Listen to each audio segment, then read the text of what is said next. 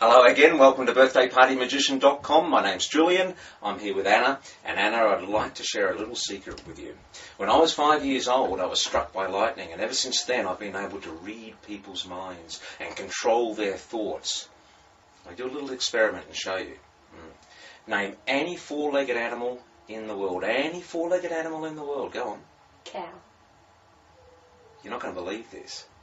On the other side of this paper, I have predicted a cow. Yeah, don't laugh at my drawing. It's a cow, all right? Okay. Now we're going to do a better test. Now this is like a scientific test, but you don't have to wear those silly goggles like you wear at school.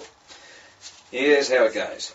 We have three little cards here, Anna. We have a blue, we have a red, and we have a yellow. I'm going to control your thoughts. I'm going to make you pick the card that I want you to pick. Take the pencil as a pointer. Now I want you to point at one of those cards. And here I go. I'm going to control your mind.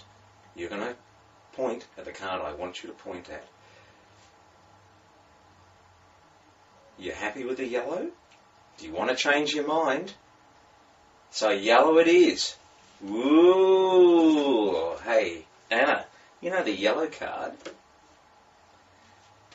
Have a look at the pencil. Have a look, a closer look at the pencil. What does it say? You will choose yellow. Ooh, I see all. There you go. Cool, huh? That is cool. Yeah. Now this is a great trick because you can't go wrong with it. It always works. How? It uses a thing magicians call multiple outs. Now we're going to look at that in a minute. But before we do, remember the little animal joke we did at the start?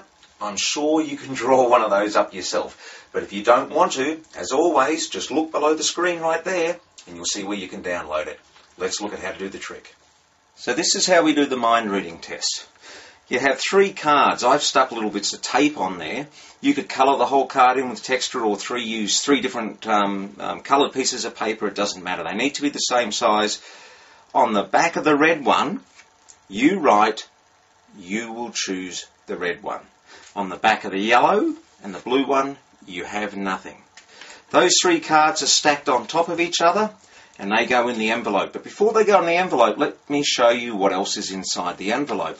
There's another piece of card, and on that one it's written, you will choose the blue one.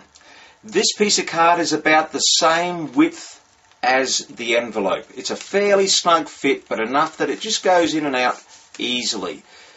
You put the other cards in, the same facing up.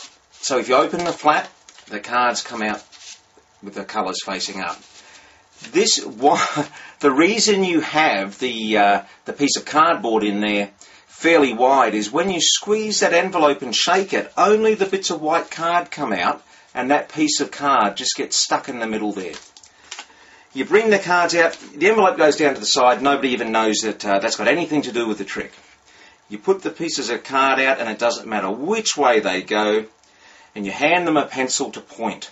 And you say, think of any one of those colours, but you're going to know which colour that they think of. And you can muck around with them and say they can change their mind. And when they're about to point on one, you can go, is that the one you want? Are you sure you don't want another one? Play it around a bit. And when they choose a colour, if they choose red, this is what you do. You pick up the envelope and the pencil and just put them away somewhere and say, turn the red card over. And when they do, it's got, you will choose red written on it. Now, almost immediately, they will want to go and turn these cards over here because they think they've got, you will choose the blue one and you will choose the yellow one.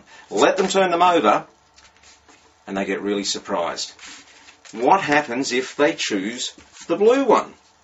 If they choose the blue one, so they point to the blue, you take the pencil, you take the other two cards away, and you say, have a look at the envelope. Have a look inside the envelope. And they pull out the piece of card, and written on that is you will choose the blue. They turn it over, nothing else to see. What happens if they choose the yellow one? And this is the really sneaky bit. So they choose the yellow one, you take away the blue, you take away the red, you take away the envelope, put them off to the side, say to them, have a look at the pencil. And they have a look at the pencil, and this is what they see.